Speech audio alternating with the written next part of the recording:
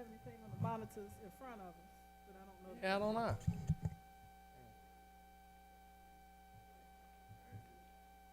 It's just, yeah, I mean, we could turn around if need be. I think the monitors in front of us are not working. Okay, thank you. He got it. It's not on, but he heard me. Okay.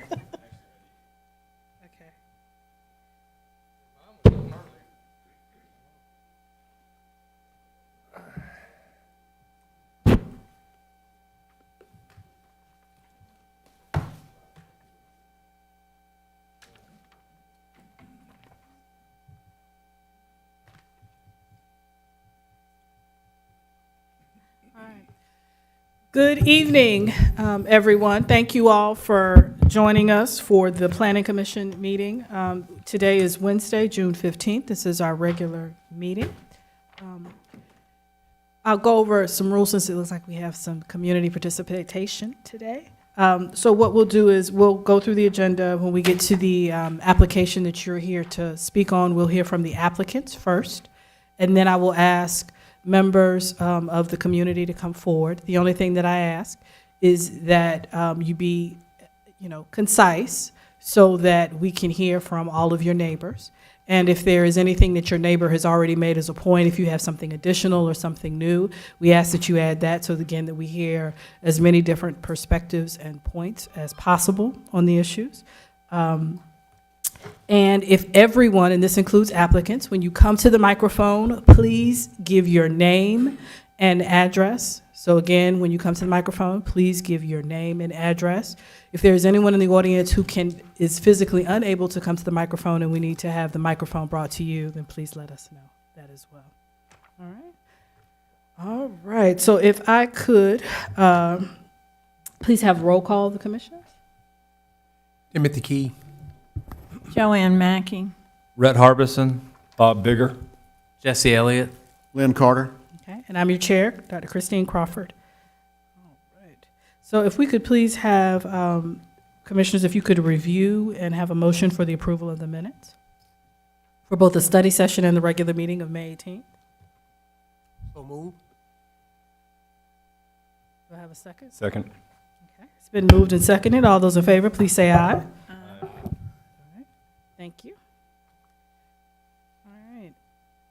Mr. Paradise. Yes, ma'am. Are there any changes to the agenda or anything? No, ma'am. Okay. All right, so the agenda will proceed as posted. Okay. So first up is application PDM 22-001 Bluegrass Place. And this is a request by South Carolina North Augusta Buena Vista for a major modification to the general development plan for Bluegrass Place. And this request affects 51.8 acres zoned PD. I won't read the TPNs as they're on the screen. All right. So if Mr. Paradise, is there anything that you'd like to share and go over with us at this time? Yes, ma'am. As y'all may remember, Bluegrass Place coming through for their as a planned unit several months ago, probably about 6 months ago. And the developer's been looking at the project and wants to make some changes, and they're significant enough to be major changes. So what is before the Planning Commission tonight is a recommendation to City Council, and then City Council will need to approve any changes by 2 readings and by ordinance. So let me see here. I'll get this thing figured out.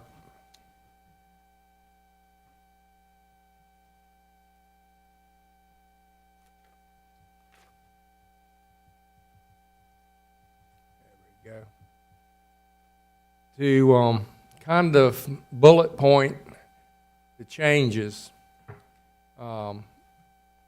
the plan has 2 areas, track E and track F, which is for single family. Track E is for single family detached, track F is for single family attached.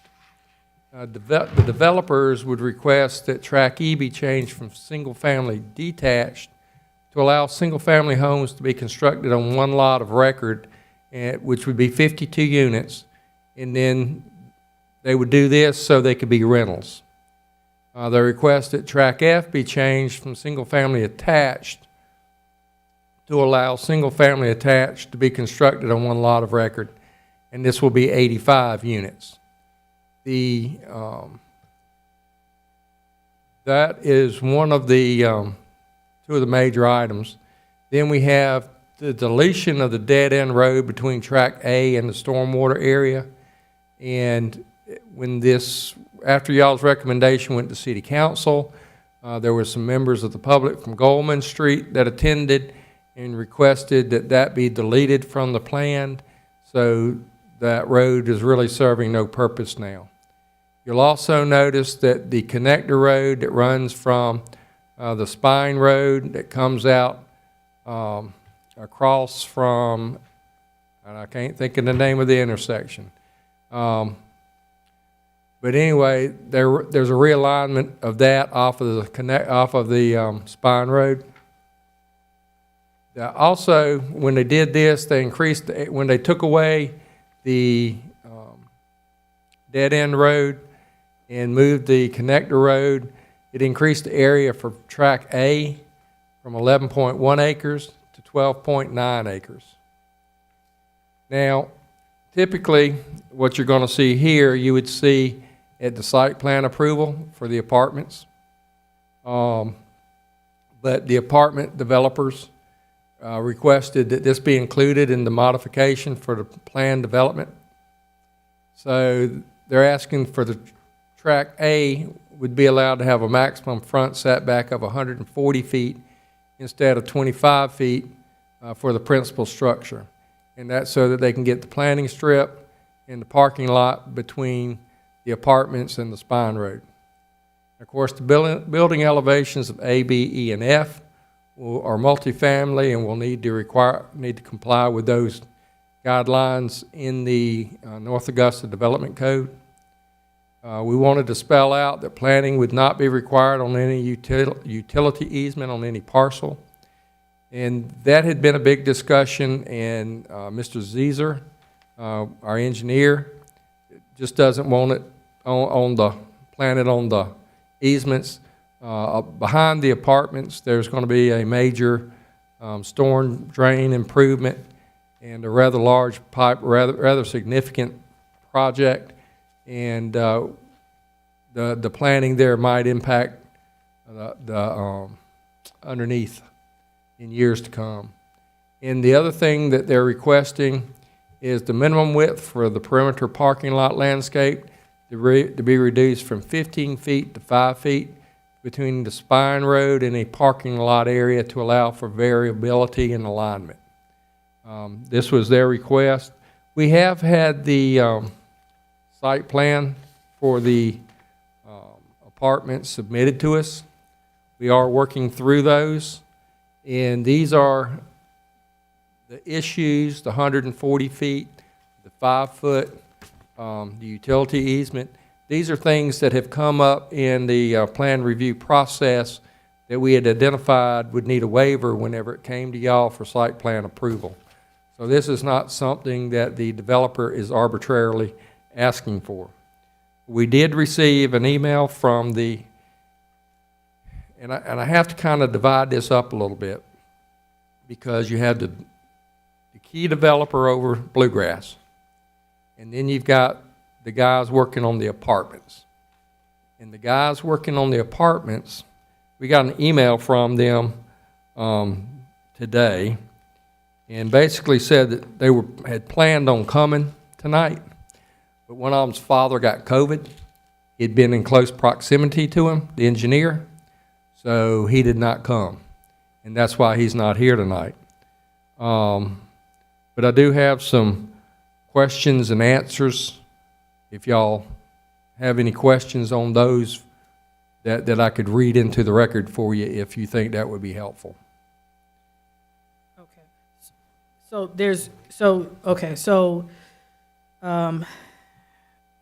There's no representative for the apartments. Is there a representative for the application at all, or is that the only Yes, representative? ma'am, he's here. Oh, okay, Yeah. okay. And then this is the site, or gives you some of the graphics of where it's at. It's located between Martintown Road and East Buena Vista, east of Public Safety. Subject parcels and the future land use map, that all works in there. And this is the site plan. And this was the ones that was previously approved. And you see how the road kind of, the top entrance road there, that one is the one that's been realigned. And basically, coming from East Buena Vista, that loop between the first left and the second left has been taken out. So you would turn left right there on the northern side of the proposed park to get out to that entrance.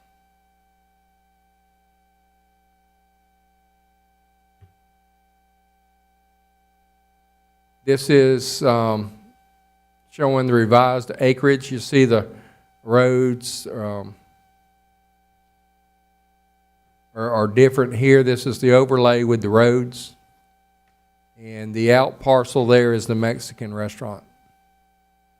I will say that if you look at the single family attached in track F, that shows approximately 50 single family attached dwellings there. You said attached or detached?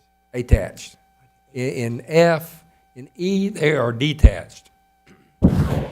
In F, they are attached. And E shows about 50 or 52 lots, and they're allowed, I believe it's 52 lots there. In F, that diagram here shows about 50 single-family attached homes. The actual count is 85, so that you have that as a data point. And those are to be rented? Which one did you say you wanted them to be detached, so that you would have a track of rented? Both E and F would be rented. Track A would be apartments that would be rented. Track E is single-family detached, which would be rented. And track F is single-family attached, which would be rented. There would be no owner-occupied residential dwellings in the subdivision. Initially, were there going to be any owner-occupied property? That was my understanding. These were originally designed to be on lots, separate lots of record. And of course, by being on separate lots of record, they could have individual owners, or they could all be owned by one party. So the fact that they're all on one parcel, or if they're subdivided on different parcels, doesn't stop one party from owning all of them and renting them. Did I answer you? Tell you what okay. And this is a layout of the apartment to give you an idea of the preliminary look of that, a conceptual rendering.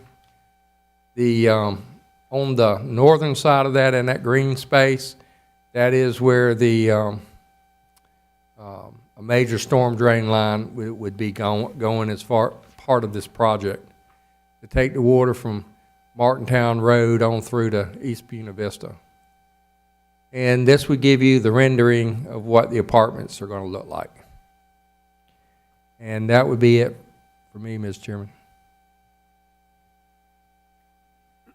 All right, thank you. If the applicant could please step forward and give your name and your address, and then I think what we'll also do after you speak, sir, is that, Ms. Paradise, if you want to, I'm not sure how long the email is from the engineer's applicant, if you want to, during that time, read and provide Yes. answer questions. Yes, Okay. My name is Robert Wright. I live at 24 Turkey Roost Court, Hendersonville, North Carolina. Good to be back before you again with the changes that we're requesting. Again, I can't really speak to the apartment changes. That's on the apartment developer for that site. Unfortunately, again, they couldn't be here tonight, but hopefully Mr. Paradise can address any questions you have about that. On what we're requesting, I'd kind of like to go in backward order because it'll be easier.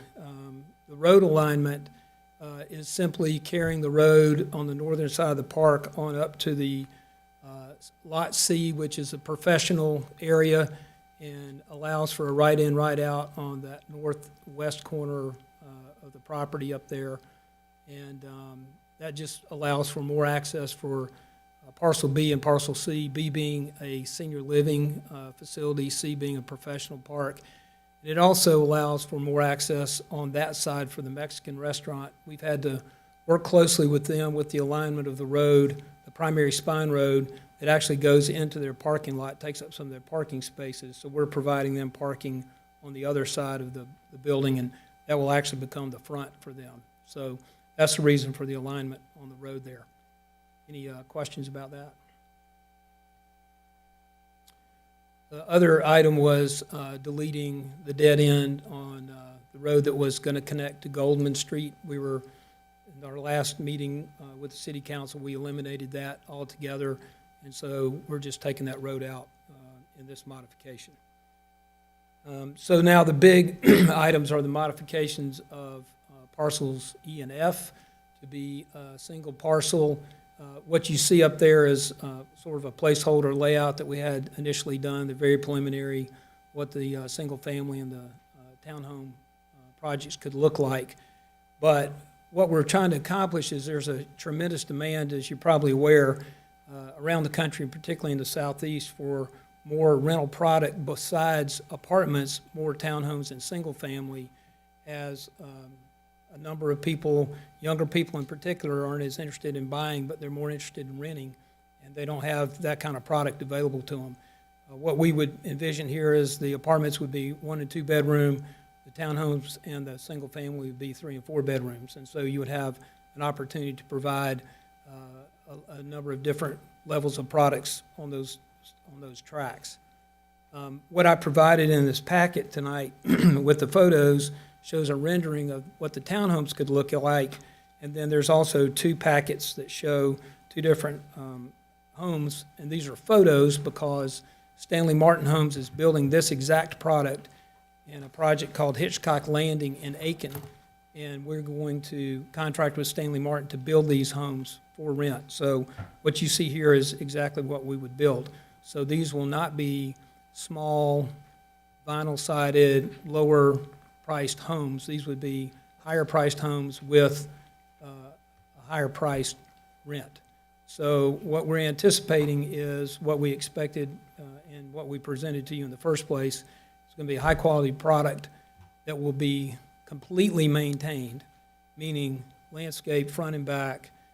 All the buildings will be treated like maintenance for an apartment complex, in that we would have a management company that would maintain all the landscape and all the ongoing maintenance on the homes. So you won't have a single property owner who maybe lets their yard go or, puts kind of crazy stuff in the yard or whatever. All this would be managed by a professional company, possibly one company over not just the single family and the townhomes, but also the apartments.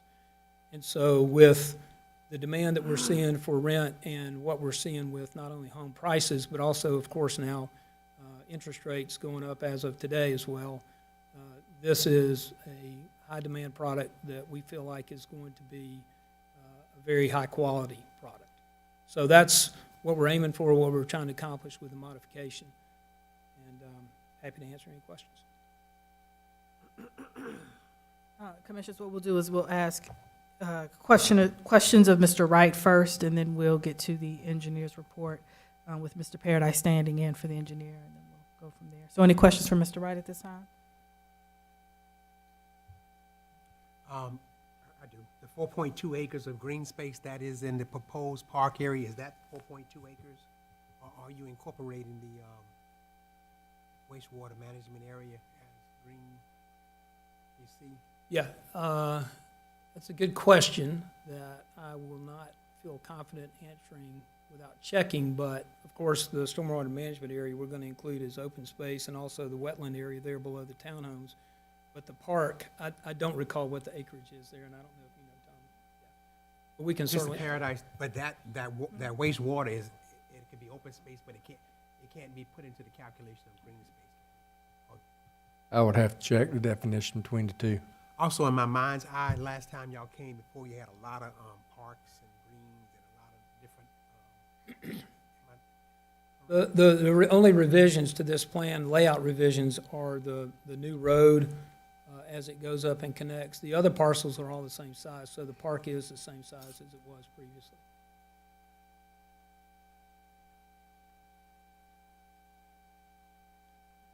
I got a couple of questions just about the road. First one with the road running through the middle of there, is there, to keep that from being a speedway through there and a cut through, the prior plan had a left turn, I guess there was still a way to still go straight. Traffic calming devices through there, something to keep that from being a shortcut? Yeah, the spine road really hasn't changed from what it was originally. Again, it's the connection all the way up to the top. But we do have a boulevard built, or a landscape islands built into the middle of that boulevard. We're going to do the bike pedestrian lanes and sidewalks. And so, without putting in any kind of speed bumps or speed tables, those are the calming devices that we see. And, we're happy to talk about. A lot of places absolutely despise speed bumps, and others see that as a good thing. So, we're fairly open to whatever. But, I think that it could be a cut through, but, there's certainly other ways to connect quicker and with a signal. The traffic study didn't warrant a signal at East Martintown and our spine road. So I think that would probably be a discouragement from people trying to go that way and turn left. Mr. Bigger, I would add that this road will be dedicated to the city at some point. So any improvements on it would need to meet the city engineer's design and any policies that we may have on speed bumps, speed humps. And I don't know that we have any, to be honest with you. I just know a cut through, through the apartment complex behind Publix, because of the speed bumps through there, makes that uncomfortable to use that to cut from Georgia Avenue over here through the back of the Publix parking lot or whatever. So this, if there's a quicker, less bumpy way, to get from one road to the other, Yeah, you get on Mets Drive Speedway. yeah, exactly.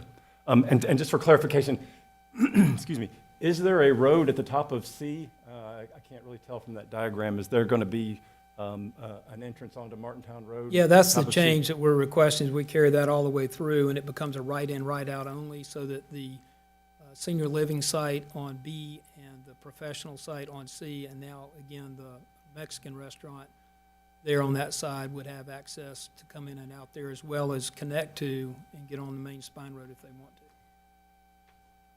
And all that's got to be approved by DOT. So they can't access the Spine Road, Monterey can access the Spine Road, because their road will essentially go away. Yeah, their Okay. connection to Spine Road will, except they'll be able to come out of the backside of the restaurant and connect to that new road. They could go to the Spine Road if they wanted to. But they have two drives now that connect to East Martintown directly, and those will be eliminated. They've been extremely cooperative. The other drive through C, that'll be a city, that'll be dedicated to the city as well. I believe all the roads will be dedicated to the city. We're anticipating them Yeah. to be public streets. So all that will meet the criteria of the city. We'll work with the city engineer on that. I have several questions tonight, but I don't know when I need to bring them up.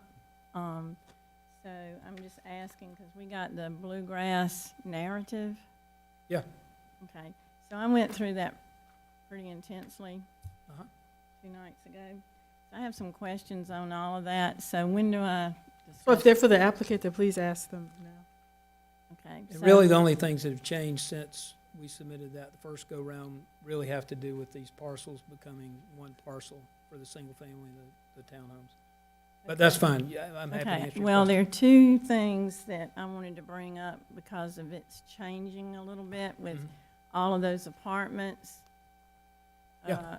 over by the school. Right, So one of my things on that is, I have grandchildren that attend some of those schools, and I'm seeing on one page, and your narrative doesn't have numbered pages, but under J, you have buffers and landscaping. And I'm asking that there be an 8-foot fence put behind those apartments between them and that school, so that those children playing on a playground, there can't be anybody that just steps away and steps on that playground with those children. and I'd like to look and see what the distance is between the property line and the school, but I do recognize that backs up to it. I also know that one of the things that we're having to be aware of is that easement that runs on the backside of that property that we've been discussing, where they're gonna have some parking on it, but then we're not gonna be able to do any landscape vegetation per the city engineer. But it's a pretty wide buffer, but if there could be a fence there, we can certainly talk to the apartment developer about where to locate that, but I think that's a legitimate concern. Okay, because on your notes, you said such landscape plan shall include any necessary or proposed fencing. Yeah. So I'm just asking you to look at that. Okay, I want an 8-foot solid wooden fence. no barbed wire. No barbed wire. I mean, I would like barbed wire, Yeah, but well. I don't think you want barbed wire. So that was one of my things, and then there was another one on your narrative. You want to talk about that because you're better at You got the thunder, roll with it. this one. He does landscaping, so I'm the last. Okay. So they're proposing to leave off some of the landscaping. Yeah, I mean, I'm having those apartment complexes there, that dissimilar zoning with some residential and then a school with absolutely no landscape buffers, I have a little bit of reservations with. I think the fence would be good to have in there, but eliminating the buffer altogether, I think, is a little aggressive, especially with the dissimilar zoning.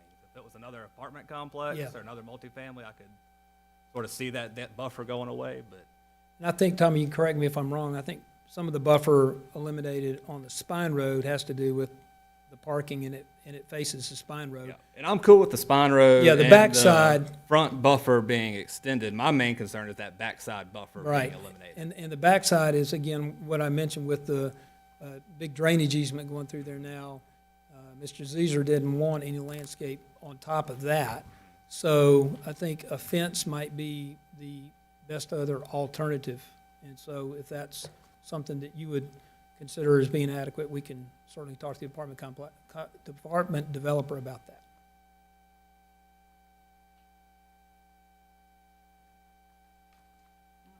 I'm still looking, but go ahead. Oh, well, then are you going to ask? No, I'm through. Go Okay. ahead. So it's in total, then it'd be 537 rental units, correct, for the entire development? So I think I added. I haven't done the math, but Okay. I would agree with you if that's right. Okay, and so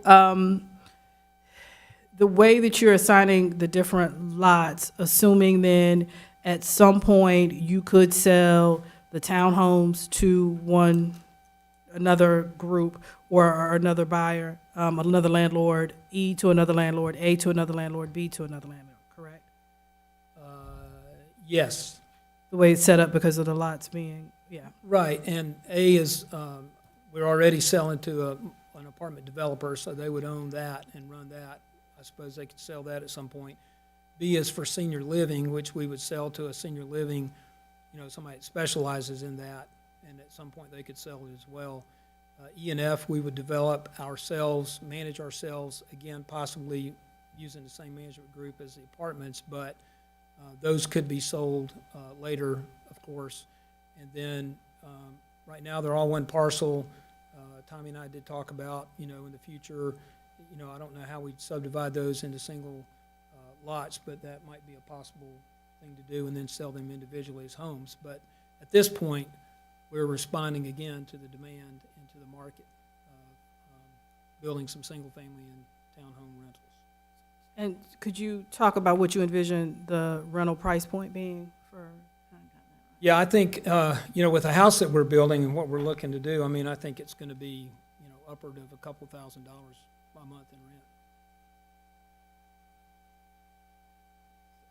rent. So 2,000? That's a very round number. Yeah, no, I'm just Yeah. saying, I mean, you penciled it to make sure it returns on investment. That's right. Yeah, It's gotta so I work. know you gotta, okay. Well, and we're expecting people to rent these units because, again, the demand, it's just a fact of life right now. Okay, so 2,000, and then the townhomes, close in the same range, so probably 1,500 or Yeah, somewhere in that higher Okay. teens. in the high teens,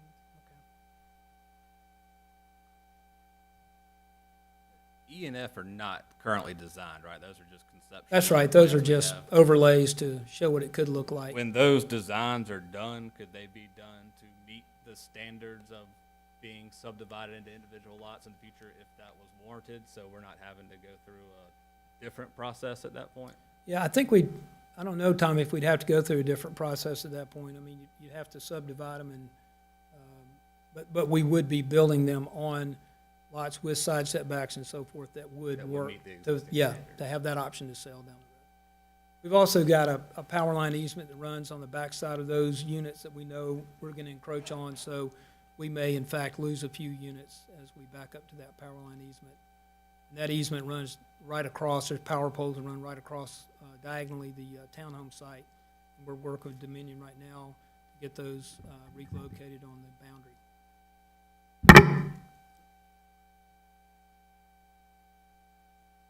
Yeah, just one more comment, and I'm probably going to throw most of this back at Tim. I'm a little, not discouraged, but just trying to figure out how I feel about the change from the single-family lots being available for purchase by single-family to being corporate-owned. Again, Tim's in the real estate business, but part of the problem we're seeing with housing being unaffordable and the rising house prices is all the corporate and hedge fund ownership of single-family residences these days. And what we've got here is, that all being controlled by a single entity, which, A, has its benefits. I will certainly agree that, somebody to do all the common area maintenance has its advantages, but also, that we lose the market flexibility. And again, the owner, is, if he's got 52 unrented houses, he's going to lower the price to the market or whatever. But having one ownership overall, that does give me some, again, sense of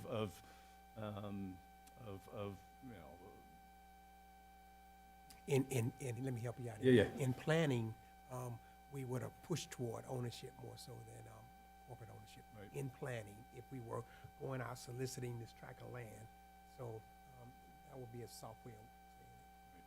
Thank you. More so than a preference. Yeah. We would have planned it in Right. that direction. We wouldn't have gone out and say we're gonna get a corporate to come in. Are there any other questions for Mr. Wright at this moment? And then, so what we'll do, Mr. Wright, is we're gonna have Mr. Paradise represent, I think, the engineer with those Q&A. Then we'll open it up for the public hearing. And the way that we do the public hearing is we'll ask all members of the community to come forward, ask their questions at one time, and then ask you to come back Sure. to address them at the end. All right, Okay. thank you. First of all, before I start into this, I do want to, about the buffer backing up to the school. And I would go to section 10.5.2.2 in the development code. And it's an exemption to buffers. It says lots or parcels separated by a railroad right-of-way, power line easement, or other utility or transportation easement that is greater than 20 feet wide, except for the width requirements of type D buffers. This would not require a type D buffer. So there's 20 feet there that the code would not require a buffer.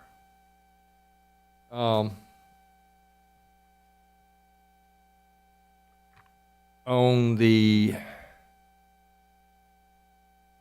trying to find a good place to pick it up. Okay, let me just state for the record one more time, Mr. Paradise is not representing the city of North Augusta. He is reading from an applicant's perspective, an email from the engineer. Thank you.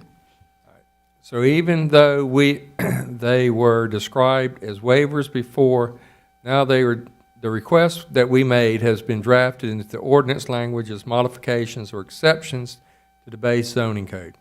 So even though they were described as waivers before, now they were just incorporated into the revised PD document, so they are part of the plan development. Our items mainly concern two items: maximum front setback for the R5 base zoning, and two specific items related to buffer and landscaping requirements. For the maximum front setback, we had previously requested a waiver for relief from the maximum front setback of 25 feet for the R5 zoning. This is addressed by Section 1D, Development Standards applicable to the residential areas, Item 1. The maximum front setback allowed for Parcel A is 140 feet for principal structures. Accessory uses, including garages, maintenance buildings, car washes, shelters, etc., shall be exempt from the maximum front setback requirements.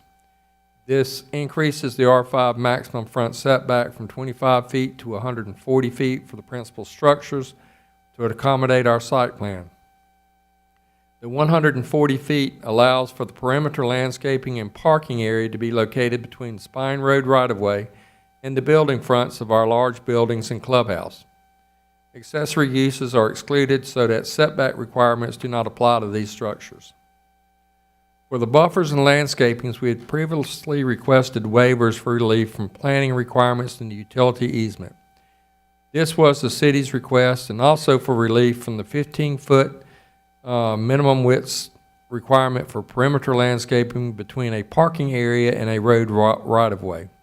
Due to the realignment of the Spine Road, this should no longer be an issue. These items have all been addressed by Section 1I.J. Buffers and landscaping items 4 and 5. 1. Planning is not required within a utility easements on any parcel.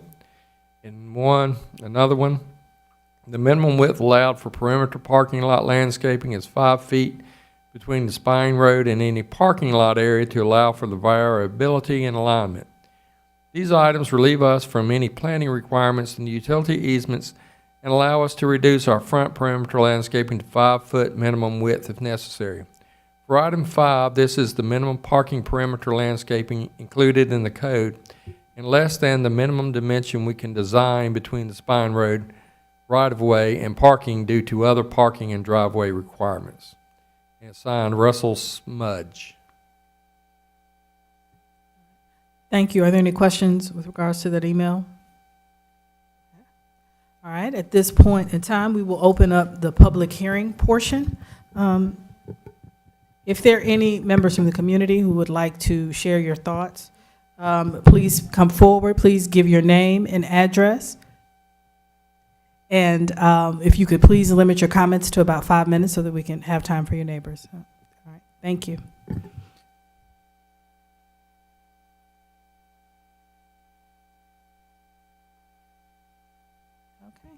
There being no comments from the public, we will conclude the public hearing portion, and we will move into the consideration of the plan development modification request by the Planning Commission. So commissioners, share your thoughts. So explain to me, so now what he said in his email is they don't have to do anything? Well, as I read, there's an exception in the code for that buffer along the back. And so a buffer is not required in that easement. So the fence that he and I just talked about doesn't have to be done?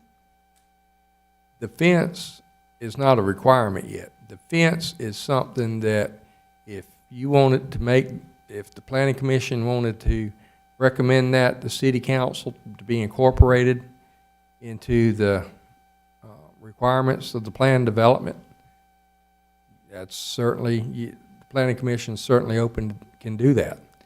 If you don't specifically add that condition, then it would not follow through and would not be required.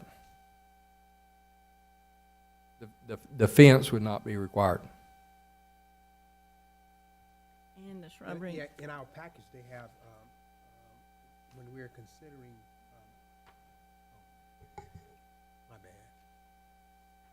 On 5.7.3.7, A, it says the city council may approve the application as recommended by the planning commission, may approve the application with specific modifications or other applicable regulations, or may deny the application. Correct. So that means that we can put it in there, and it's a up or down. Then it has, if amendment of the comprehensive plan or this chapter is required, the city council shall receive the recommendation from the planning commission within 30 days, but not take any actions of the ordinance approving the PD general development plan until it has acted on the amendment of the comprehensive plan or the chapter, or both as necessary. So that means they would have to change something in the comprehensive plan, or You're not changing anything in the comprehensive plan on this. so, But basically, last time when y'all recommended it for approval, it included a connector road to Goldman. When it got to city council, public came out, and city council amended the ordinance that y'all recommended for approval to delete that. Just like this. If you recommend that the fence be in there, and city council says yes and amends it without making any changes, then the fence is a requirement. If you don't specifically put it in there, it's not there for the city council. You know, they could add it or they could delete it. City council you could also put it in, and city council still has the authority to take it out. You know, they can modify whatever you send to them.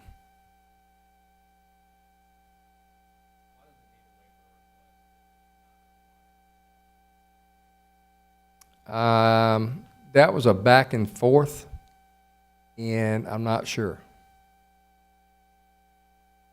So that's kind of where I am. I was like, so why are we here? Yeah. And to be honest with you, Cully works that, and I'm not into the weeds in it as much as she is. There may have been a more, I don't know.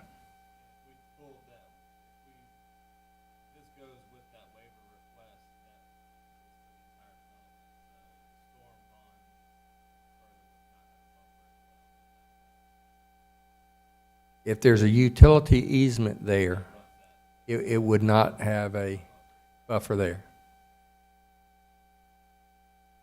I did not drive the site. What is the topography like? You just got big pipes, or is it naked, or is it just? It's a ditch that is,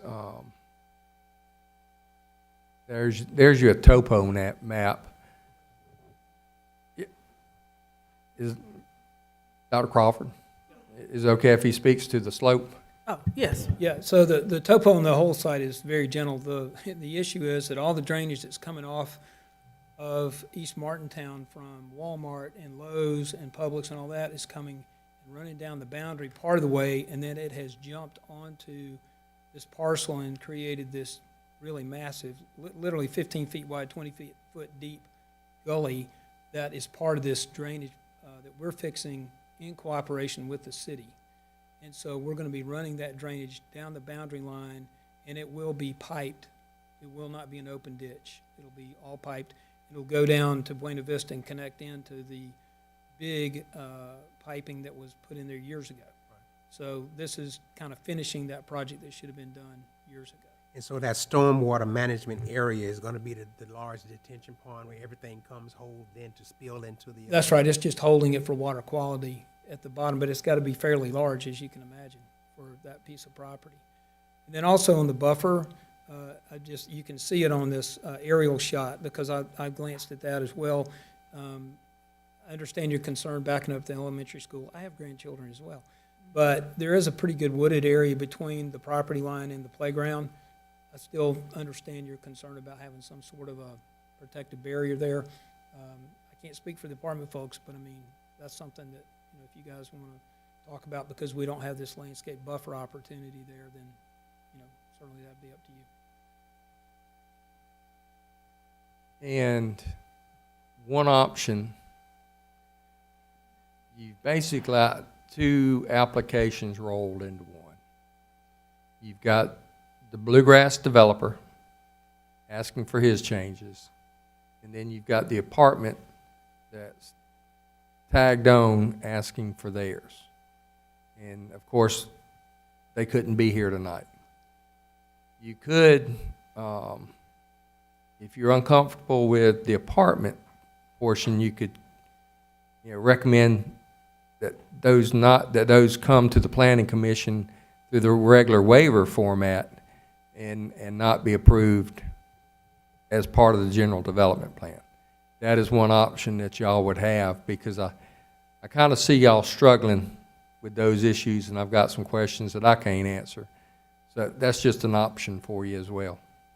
So you're saying we could go along with what he brought, and because we don't have anybody here to really in person answer our questions on the apartment, we could ask that that be held back until they can?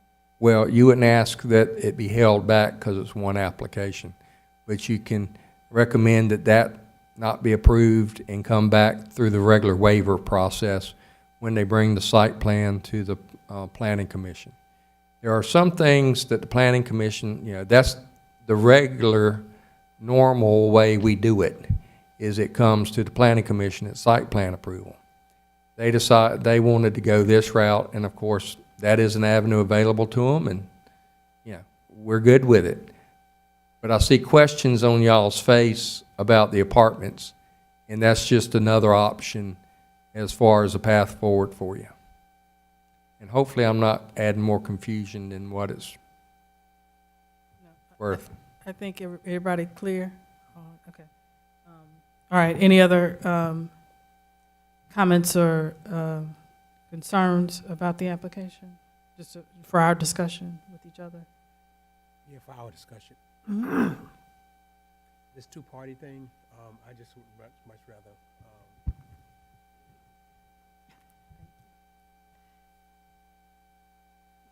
this two-party thing, I would just rather go ahead and make that as a condition.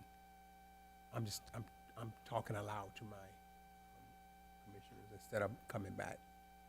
Okay, so you would rather not separate it out as a waiver, but could put it in as a condition in the recommendation? In the recommendation, that is Okay. correct. Are we just discussing Yeah. between ourselves? We're just discussing in Okay, general, So, you know. the application in general, so not just Okay. that one Yeah. issue. So I brought this fence up, and, you know, if y'all don't agree with this, and you say, well, you don't have to do any green space, and you don't have to have any shrubbery, and I said, put a fence, if y'all don't agree with that, we can talk about that. We would have said we didn't agree. I agree. Huh? Well, no, I don't think, We disagree with. yeah, I don't think anybody. And I would like to also, I have some concerns, or I think they've been reflected by a couple of folks already, because this project looked very different when we looked at it as apartments and it being truly mixed use, is what it felt like, and now it feels like a very large rental complex, which could also be sold off in large groups and portions. And so, in the affordability piece, so I know the demand for housing that you're paying, but, you know, when you get into that price point, if it is going to be the finishes that are reflected here, the price point that would have to come in, that argument, and that is an argument that was true, I think, when this came before us a couple months ago as well. So the trends that were in place, interest rates were not, but overall trends were not that different. And that feels, I have some pangs around that, just being candid. So I wanted to share that with my fellow commissioners. And I think others have shared similar, so I don't think that's a surprise. I would agree. I had a vision in my head of what it was going to be, and this is not it. But I still have that a competent individual still has the right to use their property in the highest and best use for them. So my libertarian streak sometimes peeks his head out about, you know, I'm not here to tell somebody what to do with their property, but I would have preferred the other one. But me thinking that the market is changing, what we've experienced in the last 6 months as far as interest hikes, I don't know that if there is an affordable home in these United States based on interest rates going up 2.5, almost 3 percentage points. And so $200,000, that creates a $500, a $600, or $700 difference in what your mortgage would have been. So I'm not being activist and telling somebody what they want to do, but no, this was not what I had envisioned. Well, this is not what was brought before us. So Correct. it's not envisioned. Yeah. I mean, that's not. Well, my thoughts, if I can talk back to what he's saying, I mean, you know, I don't think it's, quote, against the rules to have rental. So it's, if that's what they want to do and it fails them, they're going to have to figure out how to get out of the sinking pond or whatever themselves.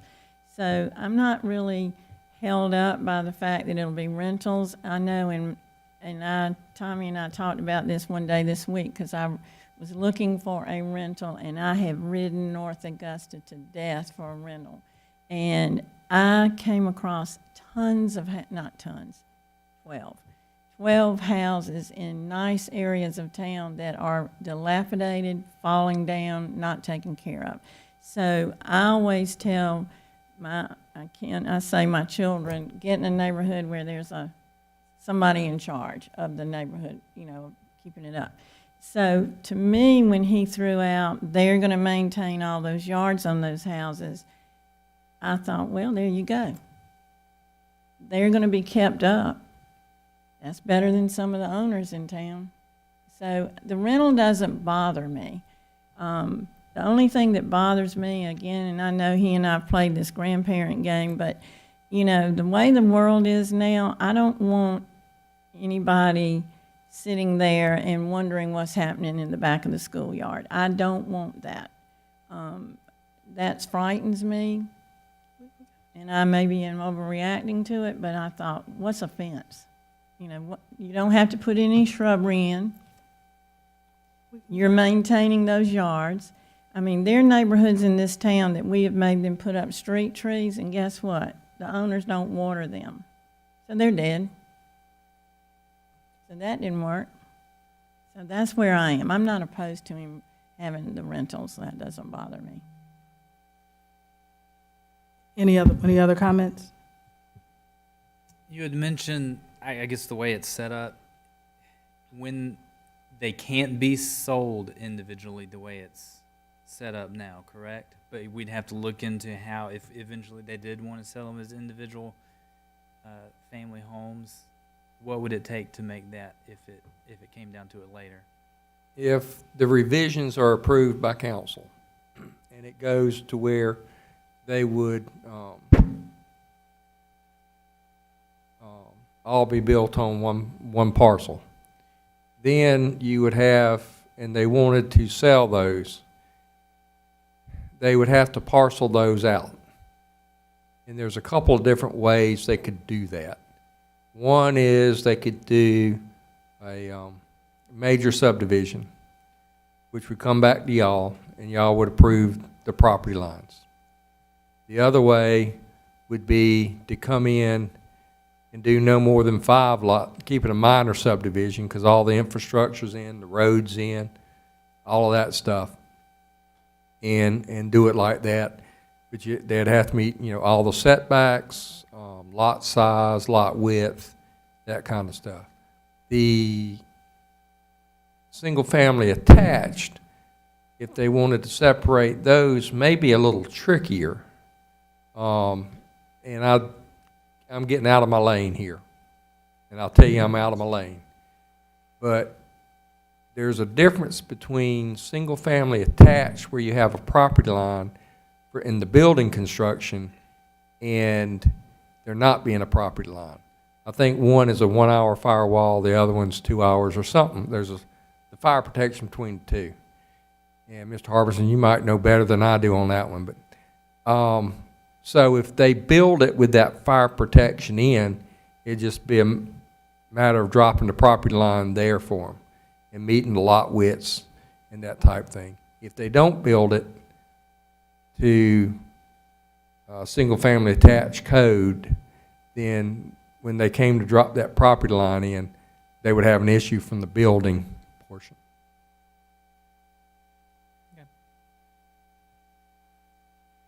It is my understanding that they would have to have the firewall.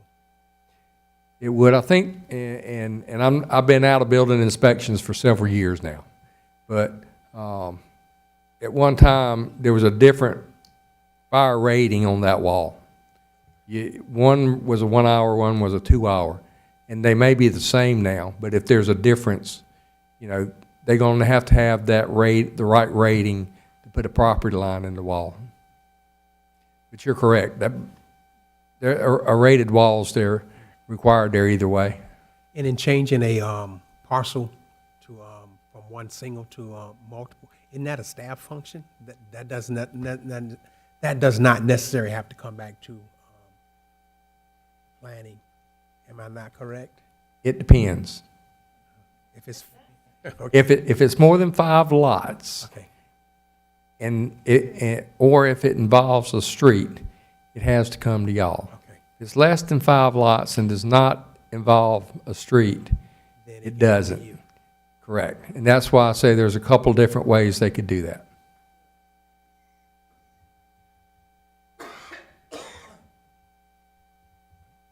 I'll just make my one final comment. Again, I like this project a lot when it came. I think this is a great piece of property and liked it initially when it was. And, you know, again, not a major change to have it corporate-owned on the single-family residences, but again, that you know, I'm not as much of a fan of the project now with that in it. Going back to the point about the fence between the apartments and the elementary school, you know, I would like to know what the tree line. It does look like there's some trees behind the elementary school. I'm more concerned about the third floor view of the you know, that a 7-foot fence isn't going to do anything for the fact that, you know, the trees are high enough to block the view from the third floor of the apartment, looking into the back of an elementary school playground. So, you know, I'd like to know what the trees look like there now that we've actually thought about it and talked about it. Because right, a 7-foot fence keeps folks from walking through the woods, but it doesn't keep the third floor people from sitting there watching kids in the playground all day long. So I don't know why I threw that wrench in the whole business at this point, but just that's, you know, that's a concern of mine at this point that we haven't really talked about until then. But you know, otherwise, yeah, I like the project. I'm just I'm not a fan that it's now all corporate owned.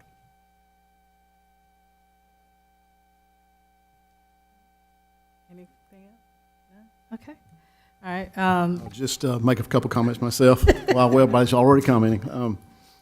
The fact that City Council stopped the road going to Goldman, I think should give you some consideration that I know it was a traffic related too, but I'm sure it was also access related, possibly to the school.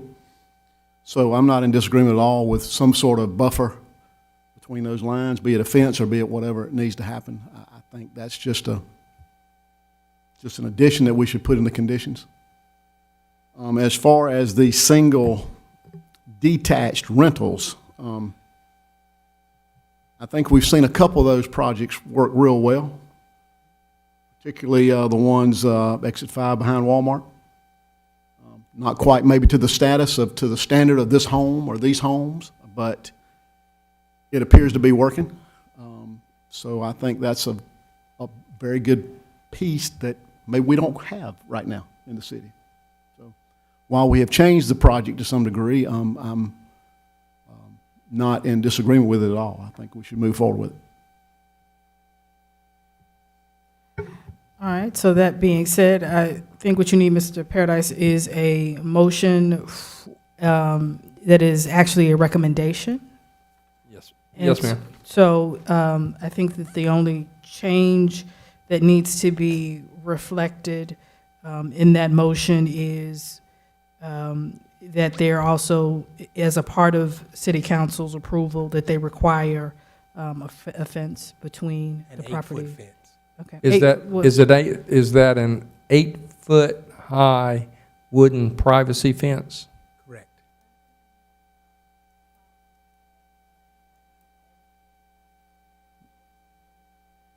Yes, ma'am, that's what I was saying, an 8-foot high So, wooden privacy fence. okay, so if whomever is going to make the motion and then the second could include that, that would be appreciated.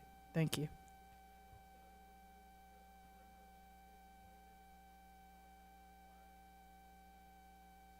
Those are required between the parking lot and the spine road.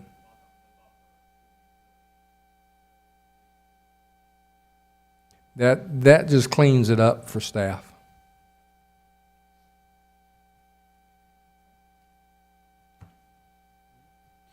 All right, do I have a motion? You do? In regards to application PDM 22-001 Bluegrass Place, a request by SC North Augusta Buena Vista LLC for major modification to the plan and development, general development plan for Bluegrass Place. I'd like to make a recommendation to city council for approval with the condition of the privacy 8-foot wooden fence. Do I have a second? Second. It has been moved and seconded. Could all those in favor, please say aye. Aye. All opposed? Nay.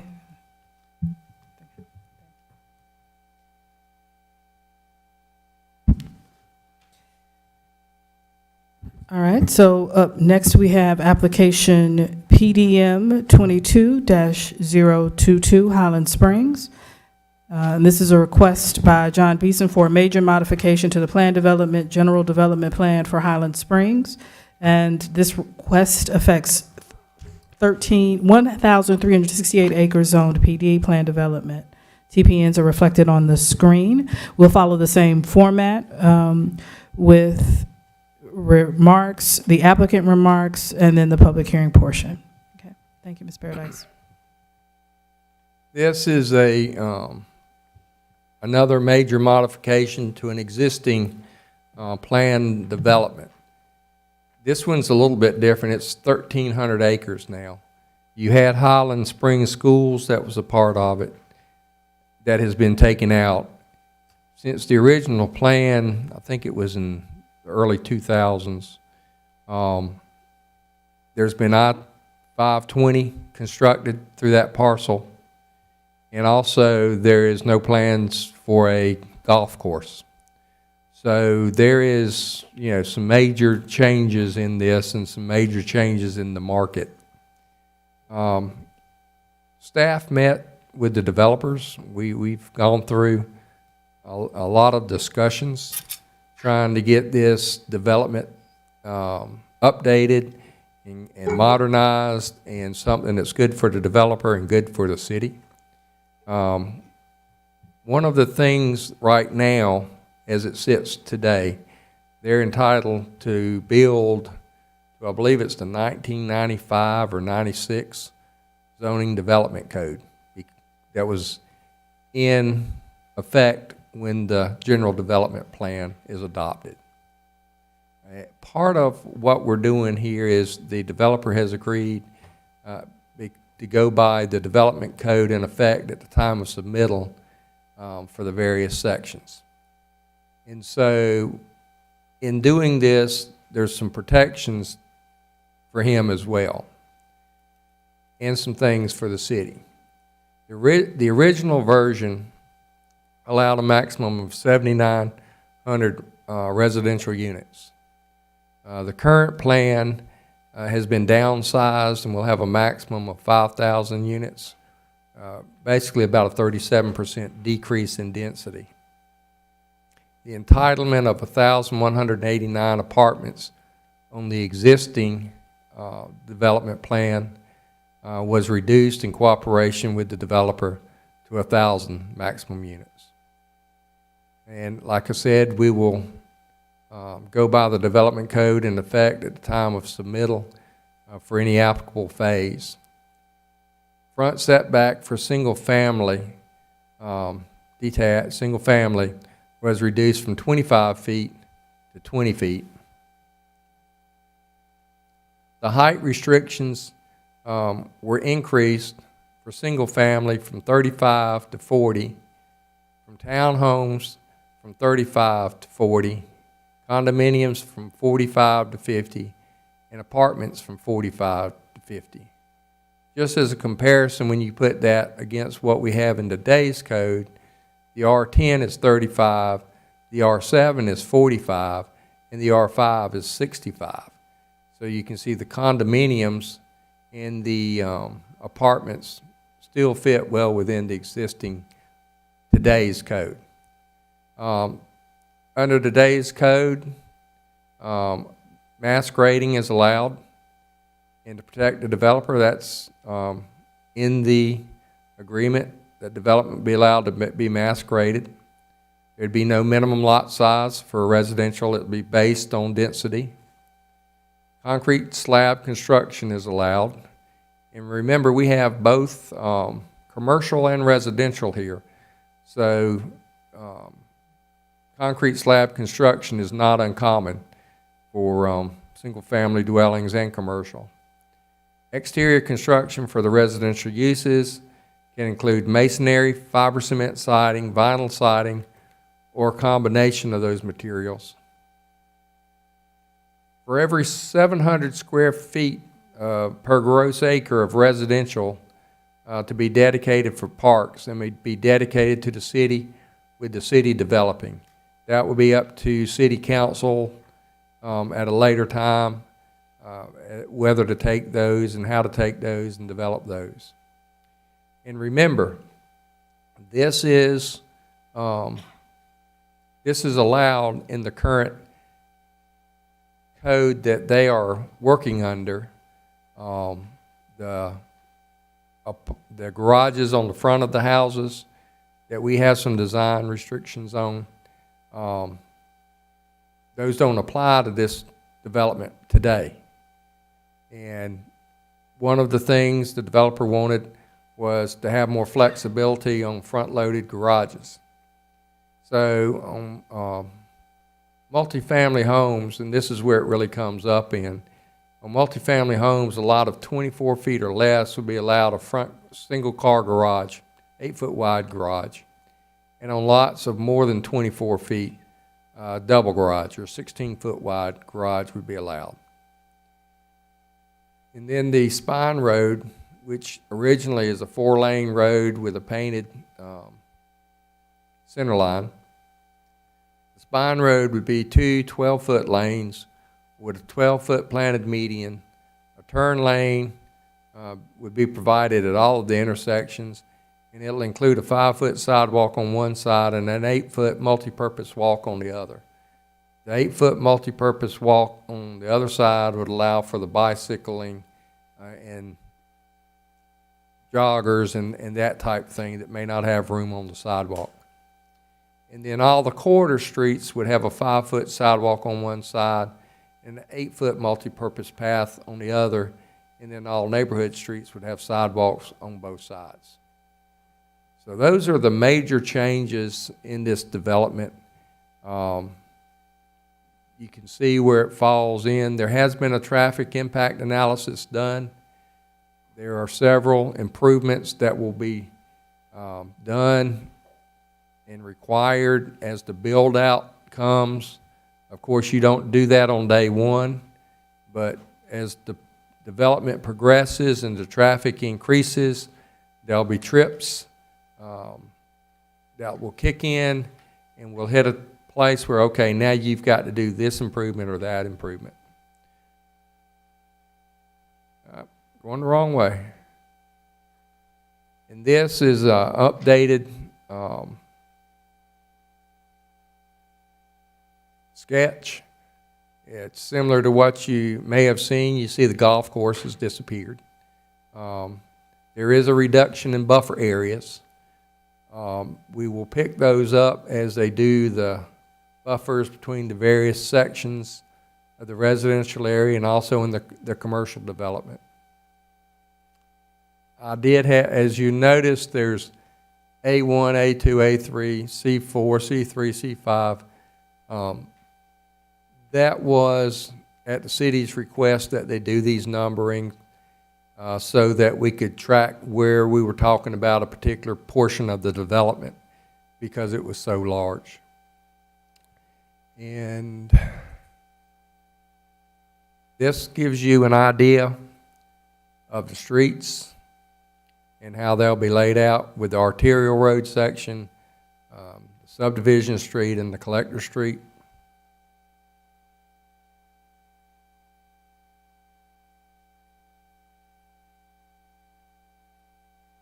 And it will have a total of 8 access points to it.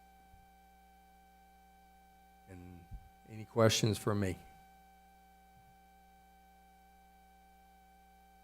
And the developers here with any questions that you may have. Any questions for Ms. Paradise?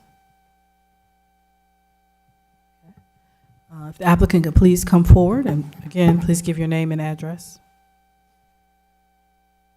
Lance Cheeley, 1104 Campbellton Drive, North Augusta, 29841. Sorry, was that Sheely or Cheely? Cheeley with a C? C. Yep. Thank you. Thank you all for being here tonight. Thank you for taking your time to hear our request. If you remember, we've been here before with a sketch plan that we presented to you guys a couple months ago, and I'm happy to say that we've been able to hold true to what we said in the first part of our sketch plan. This plan is largely unchanged from the original as it pertains to the 2002, 2003. Sorry, Mr. Cheely, if you could lean in or put the microphone up because it's in the Okay. back, can't hear you. That's That's fine. much better. Sorry. Thank you. You could put it up. Or if you don't want to lean over. I'll go ahead. So the plan was approved in around 2002, 2003. That included a golf course and 520 area was included in that. Since there, the 520 was pulled out. That's really what triggered us coming back before the commission with the with this request. It required a modification. We've tried to stay within the original allocations for the types of uses that we have, noting that we have lost a significant amount. It was originally around a 1,600 acre parcel, so the 1,300 acres we have now is basically what's left. And we've went to a great deal of effort to present to you a plan that we think is acceptable and that we think matches the intent of the original project when it was approved now 20 years ago. Just to briefly walk through the project to familiarize yourself with it. So the portions on the north side of the project around the 520 interchange are the commercial portions. Those are the portions noted as A. As you get south of that, on the left-hand side of the page, there's a D section, which is your multifamily that allows condominiums, apartments. As you progress further down Palmetto Parkway, below the Spine Road, most of that is D as well. So that's again your condominiums, your multifamily housing. Below the kind of spur off the Spine Road is another section of that type D housing. On the west of Sudlow Lake Road, you have the E, which is the most dense, the smaller lots of the single family, and that whole north portion of the site, the biggest portion of the site, is allocated to the largest single family housing. We've showed spine roads according to the original plan. We have modified those, as Tommy pointed out. We have done a traffic study that indicated a few improvements that would go along with the various phases of the projects, and they're called out in the traffic report.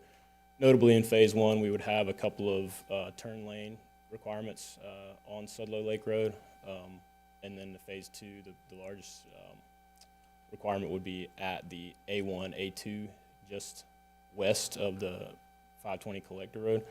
Phase one requirements are, going to be done when that project comes online. The rest of the traffic improvements are projected to be 5+ years in the future before they're needed. The sections that we've provided you for the new roadways do comply with the indications of the traffic impact analysis. Buffer requirements were previously in excess of what's currently required in the zoning ordinance. There were some places where it had called out for 100-foot zoning ordinances.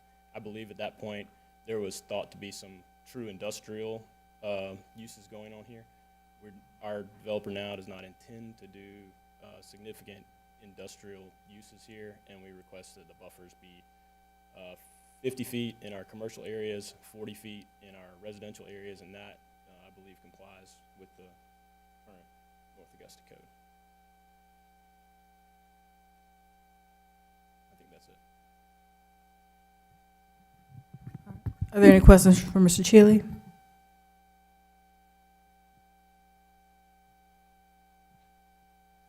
You said the first phase would be, which sections would be the first phase? At this point, it's believed we'll start around the two sides of Sudlow Lake Road.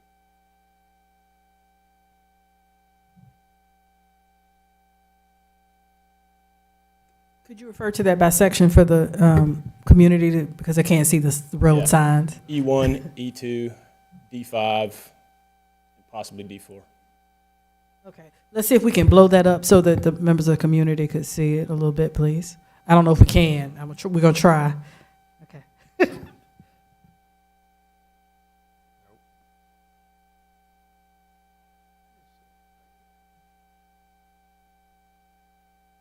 ma'am. I do not. I don't know how to do that. Okay, I'm sorry. I apologize for being unable to Zoom. So maybe let's try this. If you could refer to the sections, and Mr. Paradise, can you? Oh, you don't have a. Pointer. Yeah. I can try to describe them a little better, if that would be. So Sudlow Lake Road is going north to south. Yep. So it'll be the whole, right, on that side. Yep. Between the Spine Road and the spur off of that.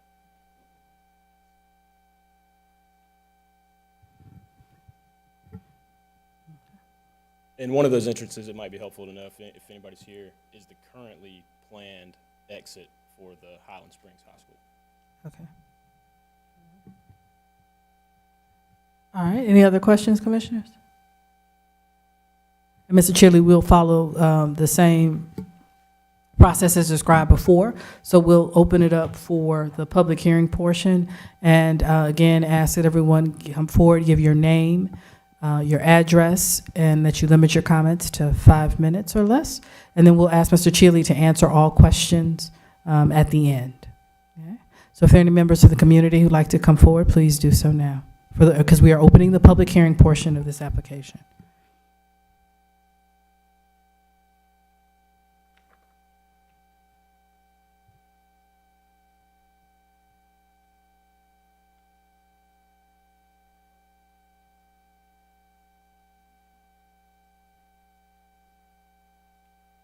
My name is Sonia Patton.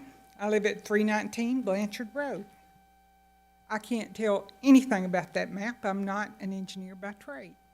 I don't understand where Blanchard is on it, and I don't know if you're clear on Old Sudlow and Sudlow, because I know we have questions about that from traffic. Because I live on Blanchard, I'm every day fighting traffic to get to my mailbox, because Lakes and Streams and all the subdivisions down the street. The traffic through there, average speed is between 50 and 55 miles an hour. I've almost been run over a couple times, and I've looked at the little map that was sent in the mail, and I'm trying to figure out, but it looks like there's a road going right by my house into some sort of subdivision. Is that true? I mean, where are these 8 roads accessing? Are they coming from? That's what I'd like to know. Thank you. Thank you, Ms. Patton. We'll have the applicant address that after the other comments. Are there any other questions or comments from members of the public?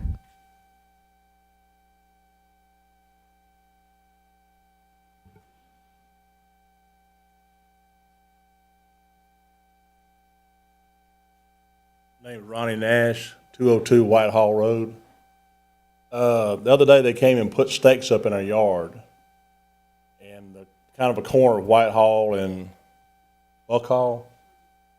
The sign's been there for 50 years, whatever, it's a subdivision. And we want to see if that's going to be an access through my yard, through our driveway, to get back in the subdivision. We can't really tell. Is the purple road there, is that the spine road y'all keep talking about? One that runs alongside 520? That thing, when it comes out on the end up there, is that right by the intersection there of Sudlow and 520 now? Well, I'm saying Oscaga, I'm sorry, Oscaga, yeah. Purple going down the hill, I'm assuming is Oscaga, is that correct? Do we know?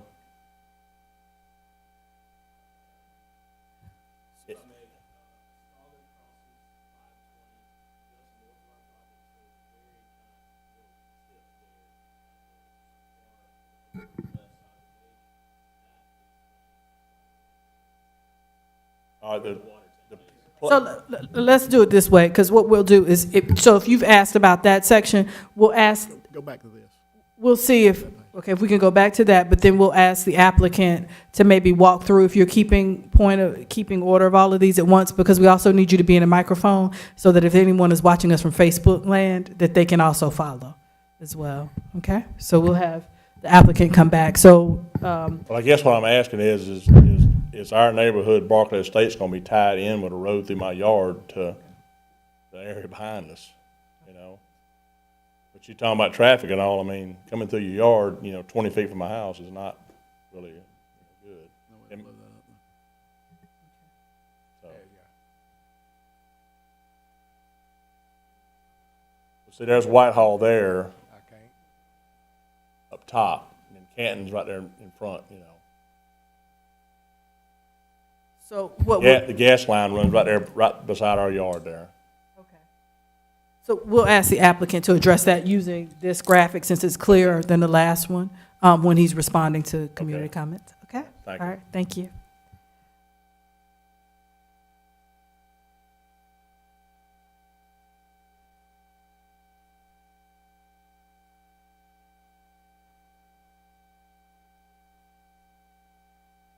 My name is Herman Jackson. I live at 487 Old Sutlow Lake Road. And he kept saying Sutlow. You were talking about Old Sutlow or Sutlow? That's what I'm trying to. So where are these 8 access roads coming in? All right. So Mr. Jackson wants some clarification on Sudlow or Old Sudlow, and the 8 access roads, which is, again, what Ms. Patton is. So we'll ask him to walk through those again. Is there anything else, Mr. Jackson? That's all I went down. He did say something about a 4-lane. I don't. Spine Road, okay. Spine Road. Okay. The Spine Road was formerly a 4-lane, and now it's a 2-lane. Okay. All right. Thank you. All right, are there any other questions from the public? All right, we have one more. Thank you.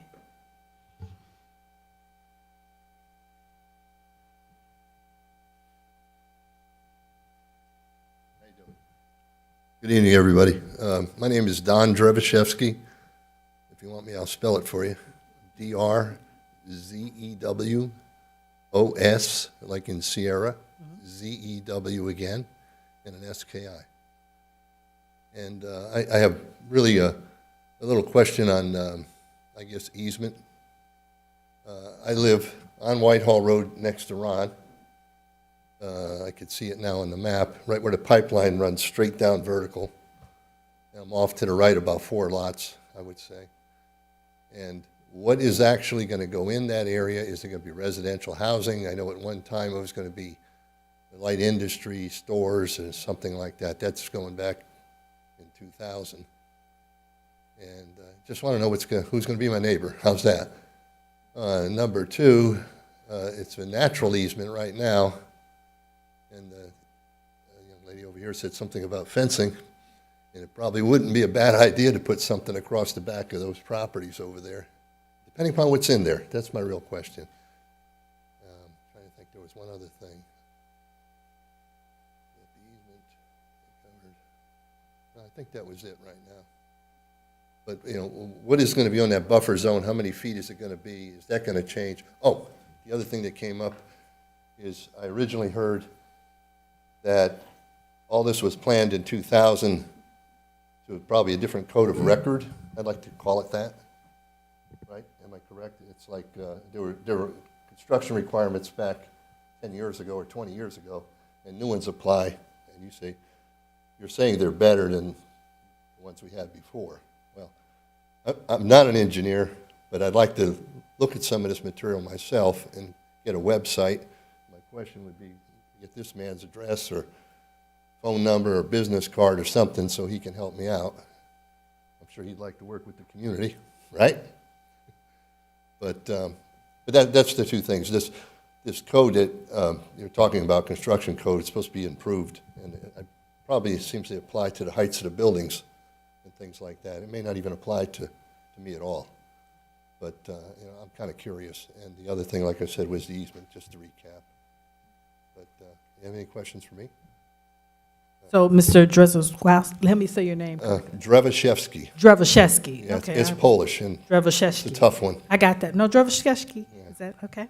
All right. Thank you, Mr. Drevashevsky. Thank you very much. Well, and what we'll do is we'll have the applicant address maybe the first part of your question when he gets the rest of your neighbors, and then we'll ask Mr. Paradise to again just recap very briefly and summarize the older code requirements. Absolutely. Thank you. All right. Thank you.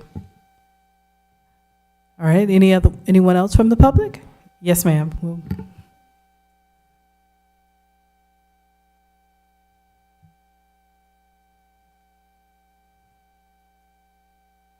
Good evening. Good My evening. name is Sarah Lynch, and I live at 327 Blanchard Road. My concern is the reduction of buffer area between residential areas, and I'm just concerned with what steps will be taken to maintain the privacy of the existing residents with the reduction of that buffer area. Thank you. All right. Thank you, Ms. Lynch. All right. And so, Mr. Chile, are there any other questions? All right. And so, Mr. Chile, if you could come back up and address those questions. And I would just say that one of the benefits of these hearings has been the opportunity for citizens to get to meet the applicants and the developers. And so certainly hope that you all, take advantage of that opportunity this evening when we dismiss. Okay. All right, thank you, Mr. Chile. Thank you. Should I just address the individual comments as they came in? Okay. Mrs. Patton. But we need you to get into the mic. And, yeah, sorry about that. I'm sorry. Mrs. Patton had a question about Blanchard Road, and I believe I may wrap a few in here, but I'll touch them again individually. We're not proposing at this time any entrance onto or off of Oscaga Lake, Whitehall, or Blanchard Road.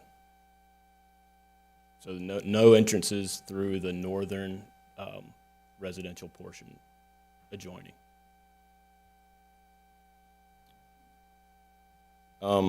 Excuse me. Yes? Do we not have one on Blanchard coming in directly? It appears to be a road going into Blanchard. Am I misreading? There is a portion of the property that touches Blanchard Road, which I believe may be what the gentleman saw staked at that point, but we do not plan to have an entrance in that area. Mr. Walsh on Whitehall Road had two questions. One was where was Oscaga Lake, and I'll reiterate that Oscaga Lake in relation to our property is only touched by the very, very northeastern portion, and that is right beside the existing water tower for anybody who may live in that area might be more familiar with that. Again, we do not plan an entrance or exit in that area. Mr. Jackson had a question about Old Sudlow Lake, and if I said Sudlow Lake Road, I apologize. All the only pieces of this property that that we would be projecting entrances on would be Old Sudlow Lake. And I'll review. I couldn't hear you. If you could say it one more Yeah. time. Old Clarify that for Mr. Jackson. Sudlow Lake Road will not have any. We're not adjacent to Sudlow Lake Road at any portion. So we will have entrances along Old Sudlow Lake Road, and I'll run through those in just a second. But Sudlow Lake Road will not be part of our project. Mr. Drevashevsky had a few questions about the buffers, and again, the different zoning ordinances. This project is a little bit different than most. It touches 2 to 3 zoning ordinances, so it might be a little bit difficult to follow along, but I would just point out that the PD document is what currently governs this piece of property. So that should be readily at hand if anybody wants to read it. The other question about the buffer, and I think Mrs. Lynch's question about the buffer as well. We will have a 40-foot natural buffer there, so a 40-foot undisturbed area between any portion of our residential development and a existing residential development. In the commercial portions of our site, we'll have a 50-foot undisturbed buffer. That is less than what was required by our original PD, but it is concurrent with what we would be able to do if we were developing any other site under the current zoning ordinance. So you wouldn't be any more protected if this was a site outside of a PD. But we're planning to give every bit of that 40-foot buffer as an undisturbed buffer. So what's there now will be there. And if it's helpful, I'll run through the 8 exit locations. All right. I'll read them off, and then I can help find them on the map if that's helpful. And which map, is this the preferred, which map do you want? Yeah, the street names are a little bit easier to follow on this one, Yeah. but the exit locations are a little bit easier to see on the other one. So I can do it either way, and I'll read off where they are, and then go through on the other map if that's okay. That's probably. Okay. Exit point number 1. One new driveway on US 25 Edgefield Road, approximately 1,700 feet south of US 25 connector. Number 2, 2 driveways north and south opposite each other on US 25 connector, approximately 950 feet east of US 25 Edgefield Road. 3, the existing US 25 connector stub northeast of the 520 off-ramp. Number 4, 1 new driveway on Old Sudlow Lake Road, approximately 1,400 feet southwest of Scenic Lakes Drive. Number 5, 1 new driveway on Old Sudlow Lake, approximately 2,500 feet south of Scenic Lakes Drive. Number 6, 2 new driveways opposite each other on Old Sudlow Lake Road, approximately 4,300 feet north of SR 126, Belvedere Clearwater Road.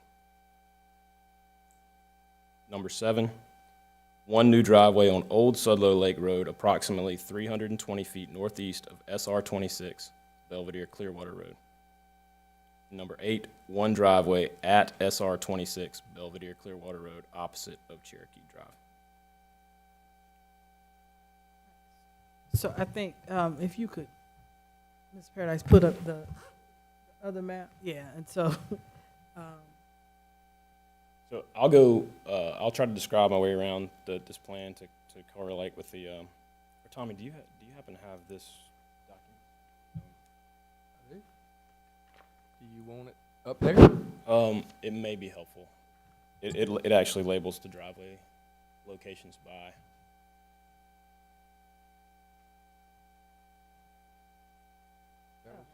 It's not going to be particularly. The labels are hard to read. Anyways, the driveway 1. I think the other one's better, Tommy. I apologize. No. Yep. Okay. So driveway 1 is new driveway on Edgefield Road, approximately 1,700 feet south of the US 25 connector. So that is the page left, bottom entrance.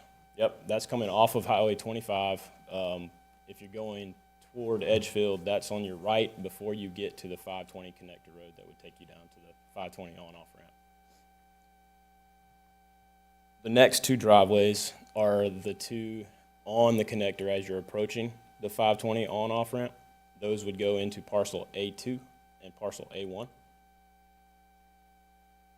The third entrance point is the actual, if you're driving straight through the 520 intersector into the site. So you go past the loops and you're going in there. That's an existing location. Number 4, one new driveway on Old Los Solo Lake, approximately 1,400 feet southwest of Scenic Lakes. And number 5, one driveway on Old Solo Lake, approximately 2,500 feet southwest of Scenic Lakes Drive. Those are the two you see in the top C5 on the far side of the site. Now we're on the left side of the page, or the right side of the page. Excuse me. Then we have one driveway on Old Solo Lake, approximately 2,500 feet southwest of Scenic Lakes Drives, and 2 new driveways opposite each other on Old Solo Lake Road, approximately 4,300 feet northeast of Belvedere, Clearwater. Those are the 2 exits and entrances you see going from D5 and E1. The final entrance is a new driveway at SR 126 Belvedere, Clearwater Road, opposite Cherokee Drive, and I believe that's the existing school entrance road. So those will be all the points of access into our development. And I think the only question that I had that you may not have answered was for those in the Blanchard Whitehall neighborhood, what those sections, I think they were zoned, used to be light industrial, but now they'll be commercial. So what you envisioned those businesses being? Well, the list of possible uses is in the I guess it's in the GDP. Correct, Tommy? In the ordinance too. Chapter 3, page 4, the GDP. Office buildings, educational institutions, churches, places of worships, bed and breakfast inns, motel and hotel, restaurants, commercial schools and schools providing adult training in any of the arts, sciences, trades, and professions, general business services, public and private transportation services and facilities. Some of these are armories. I don't think we're planning on having any armories out there. But auto rental, commercial establishments, distributor businesses, light manufacturing. Those are the allowable uses. The heavier industrial uses are not the intent of the client. All right. Thank you. And Mr. Paradise, if you could summarize the process, the things that they were approved for in 1995, if you could recap that. What they were allowed in 1995, they had 7,900 residential units approved. They had 1,189 apartments approved. They had a golf course that was there. They had a, I believe it was 100-foot, 200-foot buffer around the perimeter, 100-foot buffers between different sections. And then the development code that was in effect back in 95, or when this was adopted, and it was originally adopted in 95, would be the ones that we would go to regulate this, which would limit you on improvements such as street trees and land protect, or probably some of the soil and sediment protection.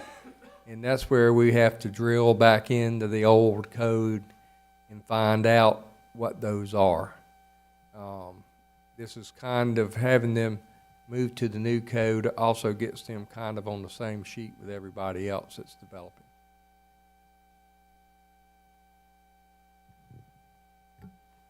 Okay.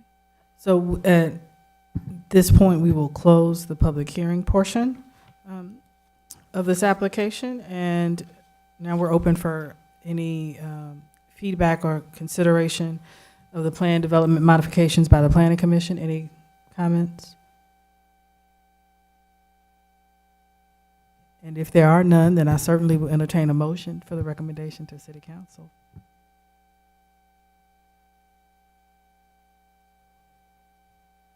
I'll make a motion. Thank That's better? Yes. I'll make a recommendation to City Council for the approval of application PDM 22-002 Highland Springs, a request by John Beeson for the major modification of the general development plan for Highland Springs, AKA Blanchard Track. Do I have a second? Second. Okay. All those in, any other discussion? Okay, all those in favor, please say aye. Aye. All opposed? All right. Thank you. All right. So moving on, we are at application PP 20-0010 River North Phase 4. This is a request by Riverside Partners for the approval of 57 single-family residential lots on 25.9 or 25.85 acre tract off River North Drive. TPN number is reflected on the screen. All right. And thank you all for coming. I know some folks are leaving, and you can also find a lot of these materials on the City of North Augusta's website if you have some questions or want to see the PD. All right. So for application 220, Mr. Paradise, you have any comments? Madam Chairman, this is last year, probably in the spring, it was shortly before I came to work here, there was an application for a preliminary plat for River North Phase 4. One of the big issues that the public had at that meeting, because I was watching it online knowing that I was going to be coming to work here, or thinking I was stormwater runoff. And the developer has reconfigured these roads. As you see here, what was previously approved layout with the cul-de-sacs in the center. And so this is what we have had submitted. And because it was a pretty significant change in what y'all had approved with a different layout in the streets, staff felt that it needed to come back to y'all for approval once again. My understanding that the modifications was made in conjunction with engineering to help in the drainage issues. Now, all of these lots, just to be clear, all of these lots have drainage issues because they're located in a floodplain. So, and they drain to the river, so when the river's higher, the drainage backs up. That's just the nature of the neighborhood. But we do believe that this will help facilitate the drainage better than the last plan, and that's why it's back before you. All right. Thank you, Mr. Paradise. Any questions for Mr. Paradise? How do you cure the backup? I mean, it's going to be 3 feet tall, minimum, no slab on grade. What's the? That's why they have to build to certain construction standards. Okay, so the construction standard does fit the floodplains similar Yes, to sir. all the houses. The building department takes care of that, building standards, but there are requirements specifically that addresses. If you ride down there and look, you'll notice that they're built up. Right. And that's the reason. And any detention ponds? I don't believe so. The engineer is back here. I'd rather let him talk about the specific engineering issues. If they don't have a detention pond, I need to talk to you. All right. If there are no other questions for Mr. Paradise, if the applicant please come forward and again give your name and address.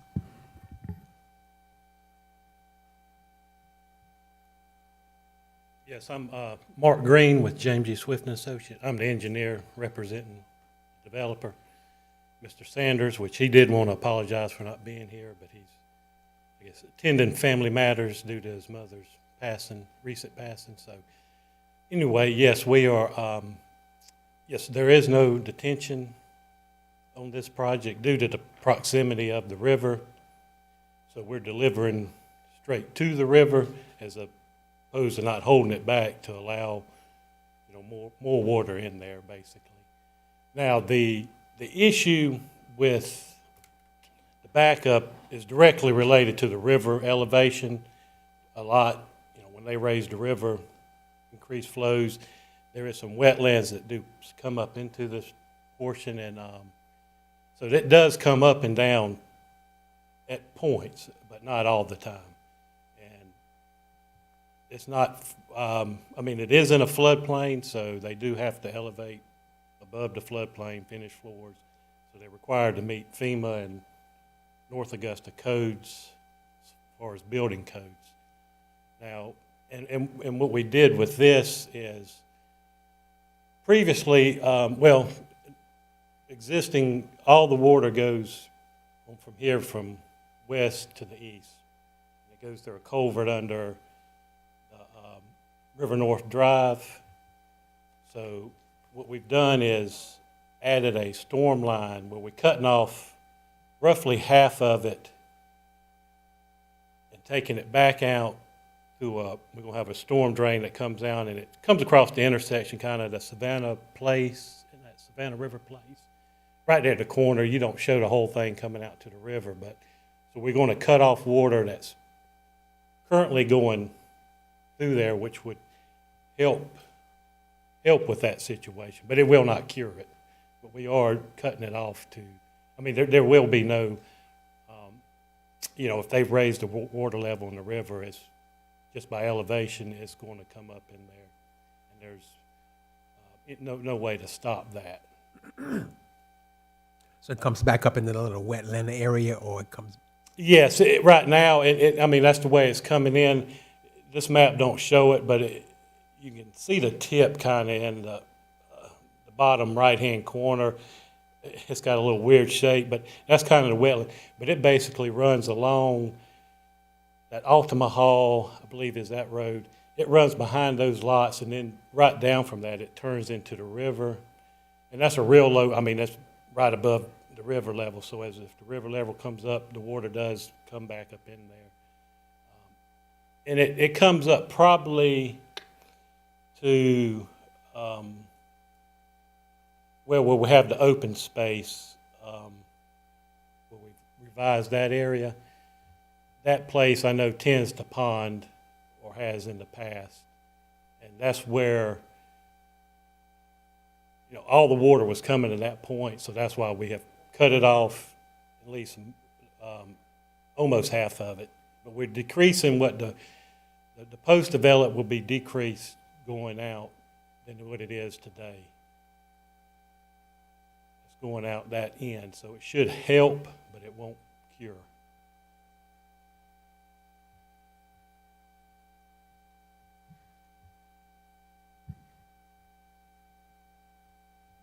Any other questions for Mr. Green?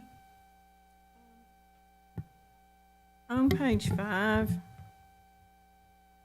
you had a statement that the site has low elevations and falls completely within the 100-year FEMA floodplain, and you were trying to, that you would have to have a wetlands delineation there. Have you gotten that worked out? Is that? Oh, yeah. Oh, yeah, that's all, yeah. The wetlands is all north of the property. Yeah, that's all the delineation has been done. Okay. Yes. Has that been done recently, or? No, we did it prior to the last meeting. Okay. So, yeah, it was done prior to review by the city originally. Okay. That was all in the original submittal. Right. So it's recent, probably, yeah, within the last 2 years, it was restudied. I mean, it's been studied previously when they did the original back in 92 or somewhere in there when the original PUD was done, or PD. But it basically follows it. But it is kind of unusual, this piece of property with that wetlands, because the actual lowest spot in there is not wet, other than the river backing up into it. I mean, that's the,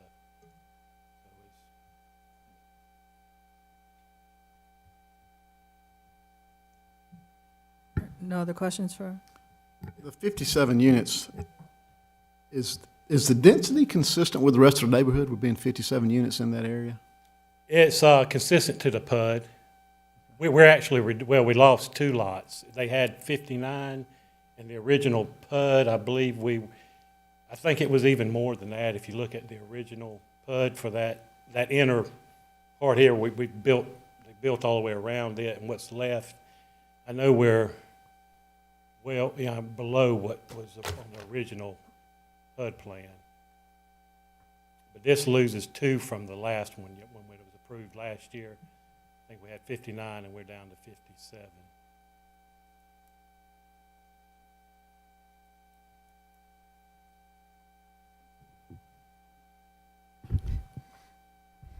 All right.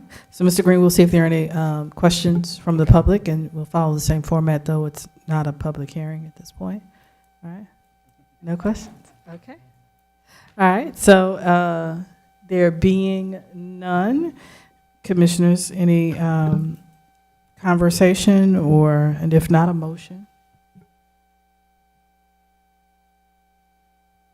What's the number for major or minor unit? Anything over 5, or if there's a road, is a major. 5 in a row. 5 or a road. If you had 2, but included a road, it would be a major.